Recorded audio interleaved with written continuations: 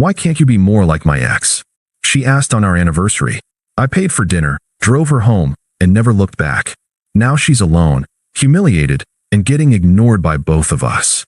Hey viewers, before we move on to the video, please make sure to subscribe to the channel and hit the like button if you want to see more stories like this. Thanks. I used to think that love was supposed to feel safe, comfortable, like something you build quietly, day by day, brick by brick. Sophie made me question all of that. When we first started dating, she was magnetic, beautiful, confident, always the center of attention in any room. I wasn't used to girls like her being interested in guys like me. I'm not bad looking, but I'm quiet, more thoughtful. I work in software development, keep my apartment clean, hit the gym 3 times a week, and pay my bills on time. I'm the kind of guy moms like and women often say they should like, but usually don't. But Sophie chose me. Or at least, that's what I thought. We met at a friend's housewarming party. She had this effortless charm, like she didn't need to try, and still everyone revolved around her. She told me later that I stood out because I didn't try to impress her. I just asked her what book she was reading. Looking back, I realized I wasn't special. I was just different from the last guy. His name was Ryan. He was the kind of guy women say they're done with, but somehow still compare everyone else to. Loud, impulsive, lived like a rock star even though he worked part-time at a vape shop. From what she told me, he cheated, lied, bailed on rent, and constantly left her on read.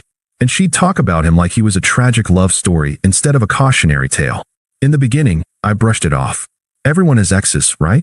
But it kept happening. Like the time we were cooking dinner at my place. Just something simple, tacos and a few beers, and she looked around and said, "You're so domestic." Ryan always wanted to go out. He hated eating in. Or the time I took her on a day trip to the lake, and she told me, "This is sweet, but Ryan once took me to a concert 2 states away on a whim. No plan. Just packed a bag and went." It stung, but I swallowed it. Told myself she was just processing her past.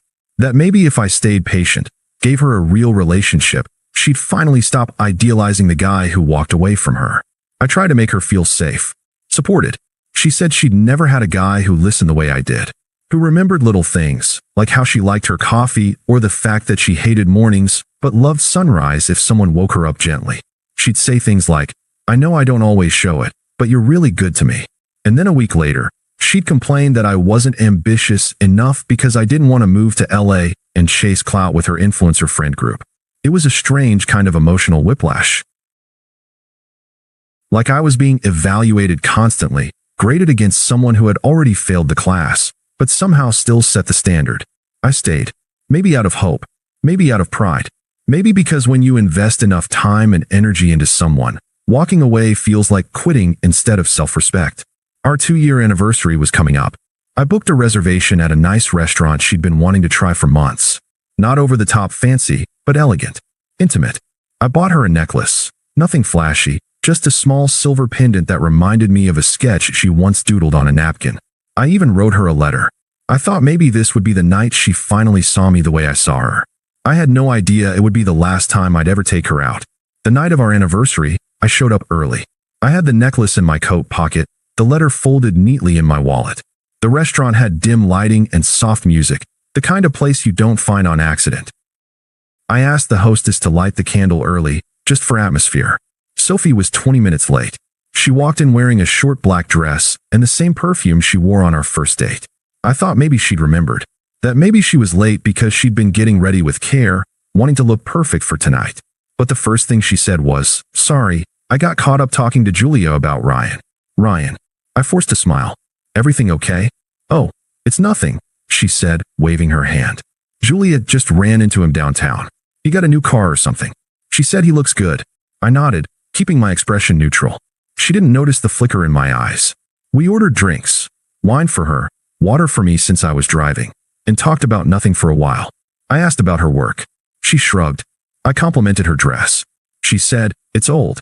The waitress brought our food. Still no real conversation. Halfway through the meal, I took the little gift box out of my coat and slid it across the table. Her eyes lit up, briefly. "A present." I nodded. "It's nothing huge. Just something I thought you'd like." She opened it and stared at the necklace. A small silver pendant, abstract, simple. A crescent shape twisted like a wave. She'd drawn something similar once when she was doodling on the back of a coffee receipt. She tilted her head. It's cute. I hesitated. You don't like it? No, I do. Ryan used to get me these big statement pieces. Like chunky jewelry. Old stuff. This is a little plain, but it's sweet. I didn't say anything.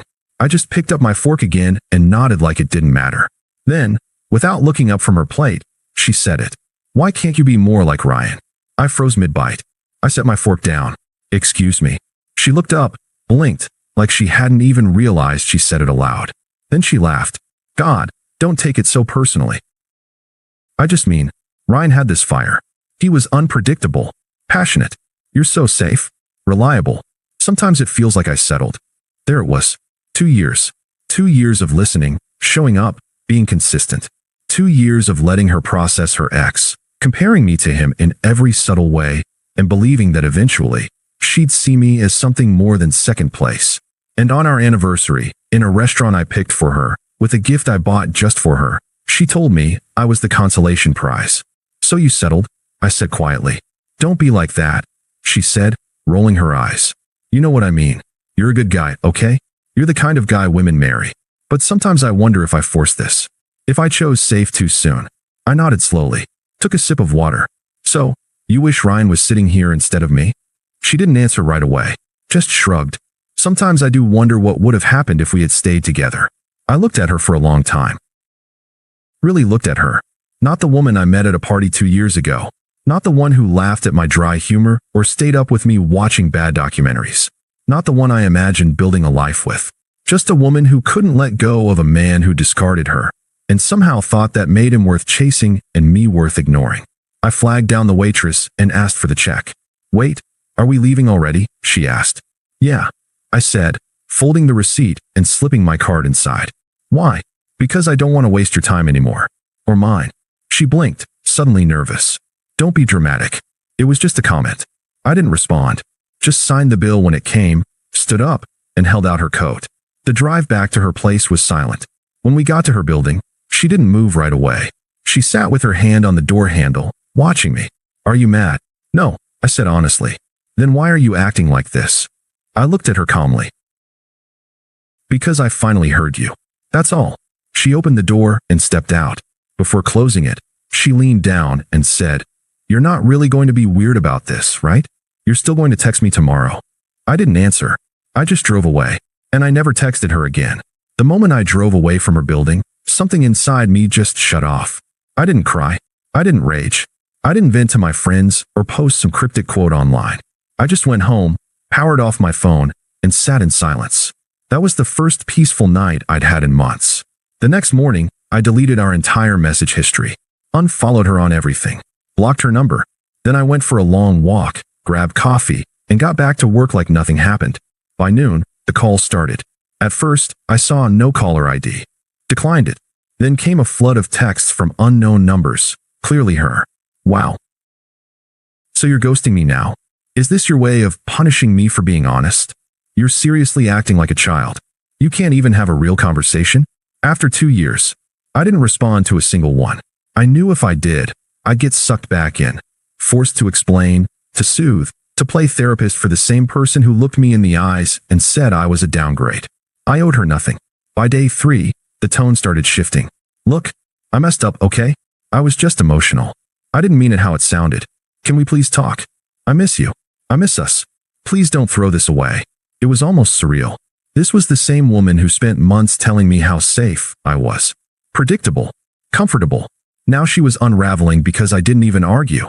That's the part that really got to her, I think. That I didn't yell. That I didn't try to fix it. That I didn't ask for closure. I just disappeared.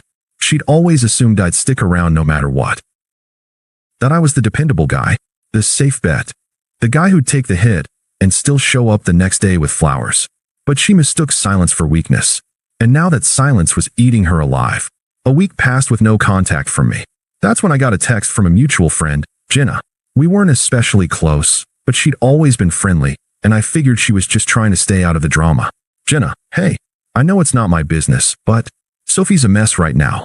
She's been texting me nonstop about you. Me, noted. Jenna. Also, she tried to get back with Ryan. That caught my eye.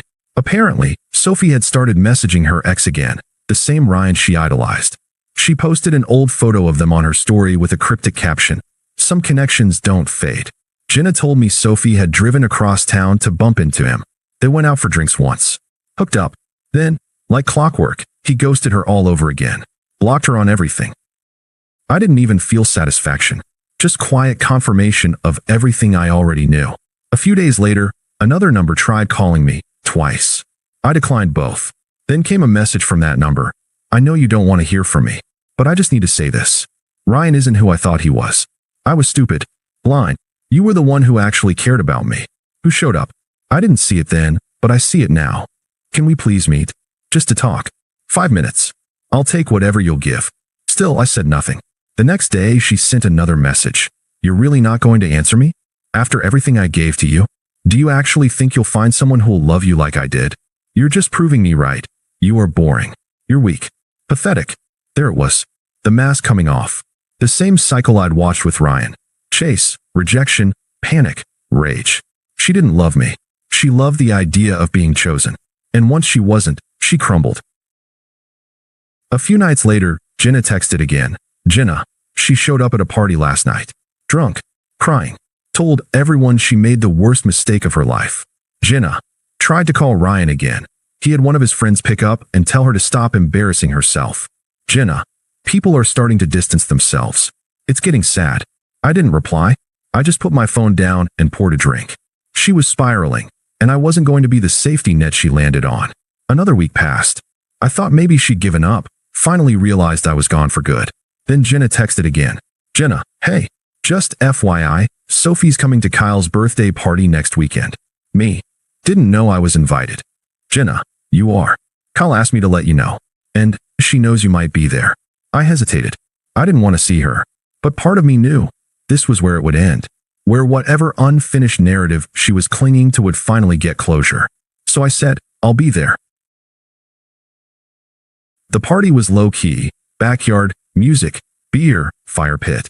When I walked in, a few people came up to say hey, asked how I'd been. I kept it short. I didn't ask about Sophie. Didn't even look for her. But I felt it when she saw me.